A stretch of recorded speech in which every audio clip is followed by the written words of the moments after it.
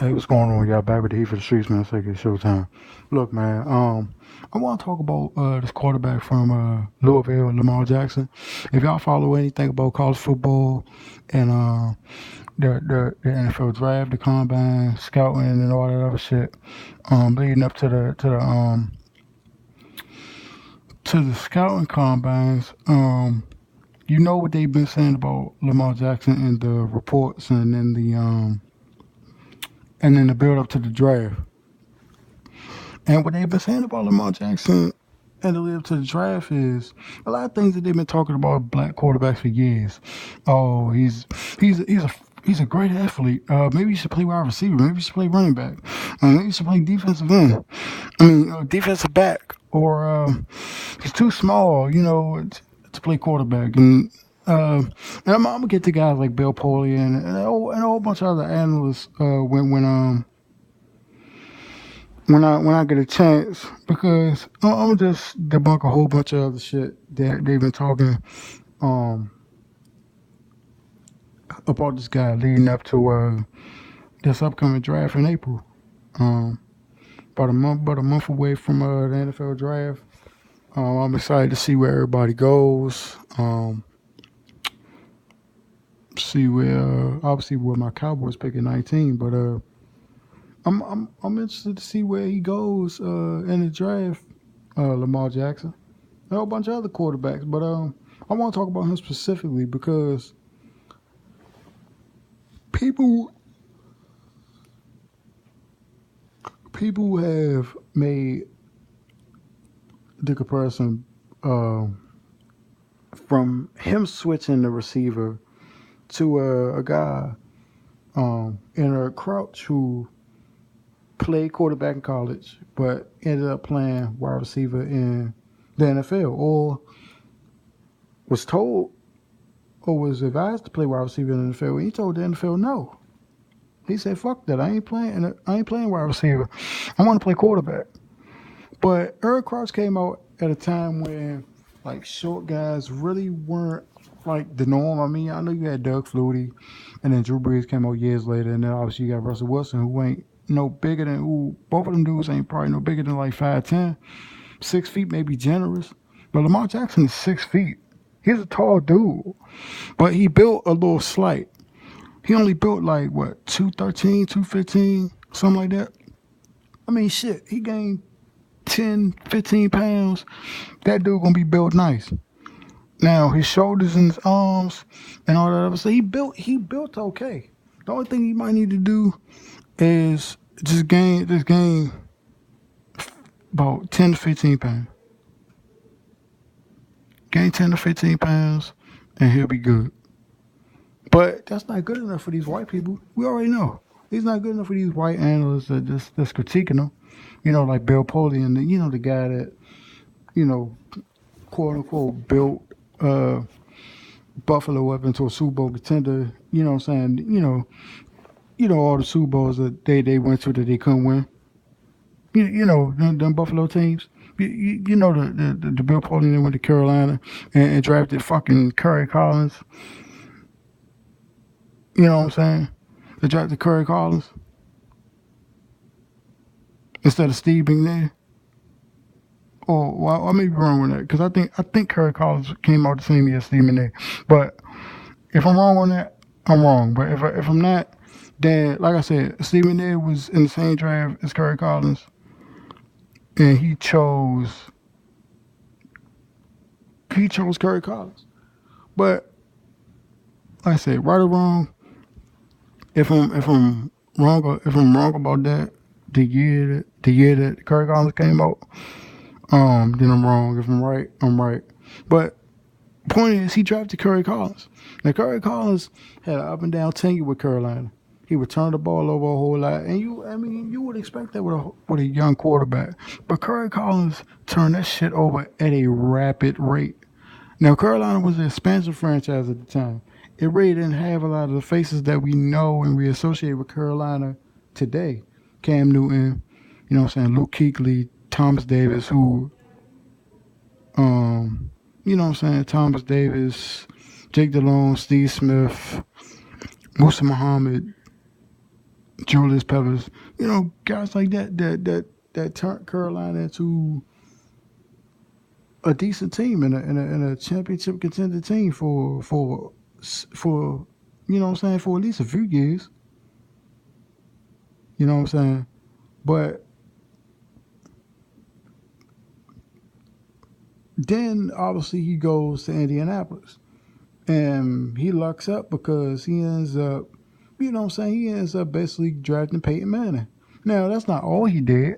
I'm not gonna say that's all he did, but it was easier for him to draft Peyton Manning when he already had Marvin Harrison the year before.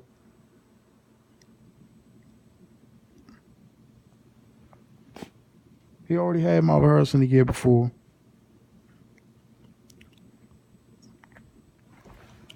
What I'm saying? They got Reggie Wayne, they got Dallas Clark, they got Robert Mathis, Dwight Freeney, Bob Sanders, all them guys. And they signed a couple free agents here and there, but Edgerrin James, and they tried to Edgerrin James and guys like that.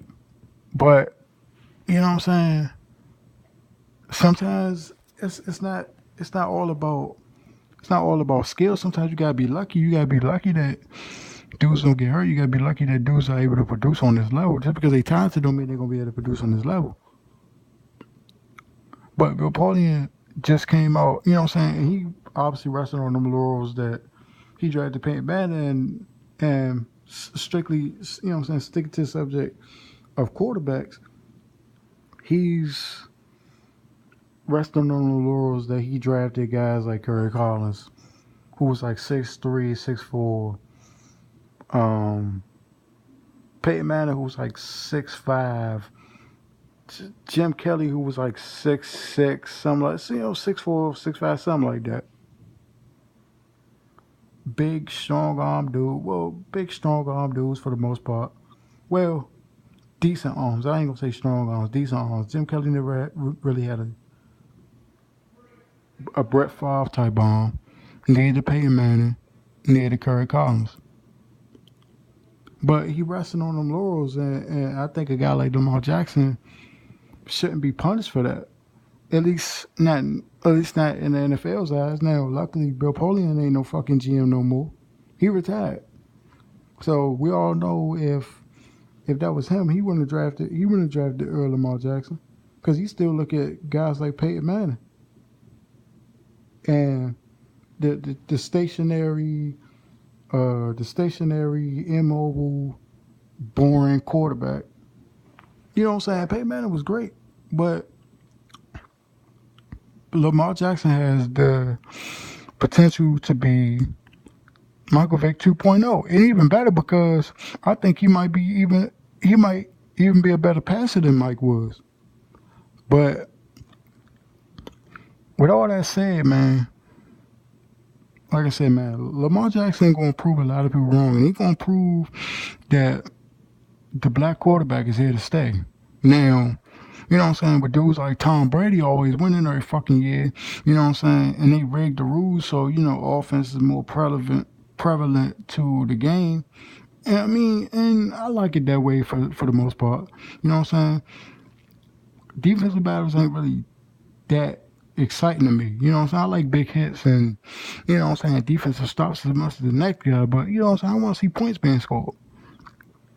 But with them breaking with them breaking the rules to make it, more offensive, more offense friendly and stuff like that.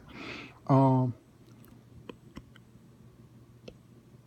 you gonna have guys like Aaron Rodgers, who is fun to watch because he do run around a lot.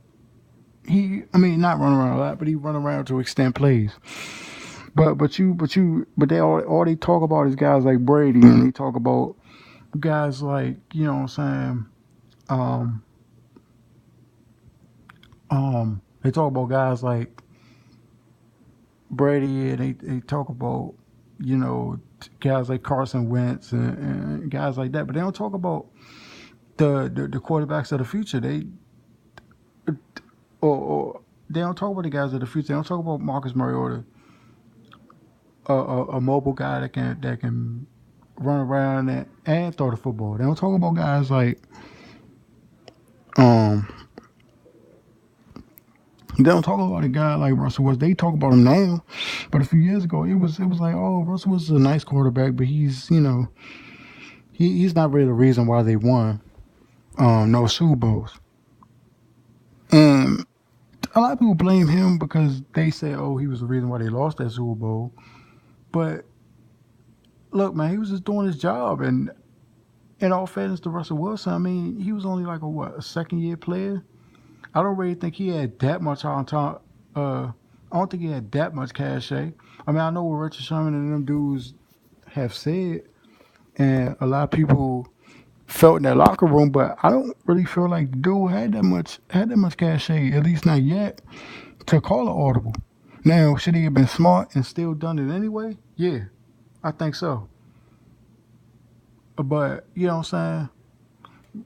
Back on the subject, like they don't really talk about him in that light. They only really start talking about him in that light like last year, maybe the year before that. He was like on the come up of like being an elite guy.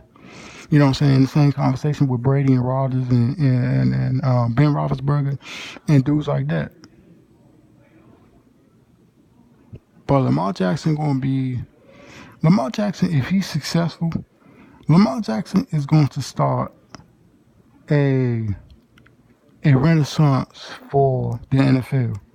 Not just for the black quarterback. Because remember when we used to have Donovan McNabb used to run around and throw the football, dual threat quarterback. Even though Donovan, you know what I'm saying, tried to shun his gifts.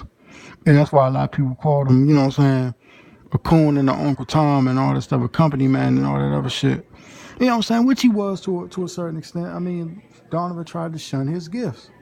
Donovan tried to shun his gifts, and then when he couldn't use his gifts no more, when his body betrayed him, when his knees betrayed him, and his ankles betrayed him, and he couldn't really run around like that no more, and he was stuck in the pocket. You know what I'm saying? Not fully stuck in the pocket, but he couldn't run around as much because he was so fucked up. The Eagles really didn't have that much success like that. That and the fact that they didn't have like big play guys like they had when they had T.O. And that was Donovan's fault. And that was Donovan's fault too. Which is another reason why people called him a sellout. Because of what he did to T.O. Talking about, oh, I don't get in the contract negotiations, but T.O. was looking for his money when he was balling out for the Eagles for that year and a half that he was there. You know what I'm saying?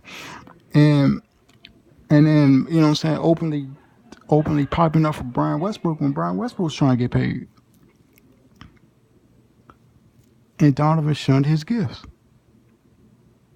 Donovan shunned his gifts. And then you got to do it like Michael Vick. He said Michael Vick shouldn't be able to run around. He said Michael Vick shouldn't be just known as a black running quarterback. He shouldn't want to be able to do that. He should be able to want to just be a quarterback. First of all, nigga, he's a black man. So he's going to be known as a black quarterback regardless. Now, he shouldn't be labeled as just a black quarterback, but that's what he is. He's a black man. He just happens to be quarterback. But guys like Russell Wilson, guys like Cam Newton, guys like Tyrod Taylor, who's now in Cleveland, and I hope he has success after Buffalo just gave up on him last year. You know what I'm saying? After benching the dude and disrespecting the dude, I feel like if Lamar Jackson come in, we could have another black QB renaissance, kind of like we had in the late '90s, early 2000s with Donovan McNabb, Dante Culpepper, Steve McNair. You know what I'm saying? Guys like that. So you add Lamar Jackson to the mix with a Tyrod Taylor, a Cam Newton, a Russell Wilson. So that's four. You got Lamar Jackson, Russell Wilson, Cam, Tyrod Taylor. Four, you know what I'm saying, potential starters. I don't know if Lamar gonna start on day one. He might need some tooling. He might need some work, but he'll be okay. But anyway, man, let me know what y'all think, man. I'm out.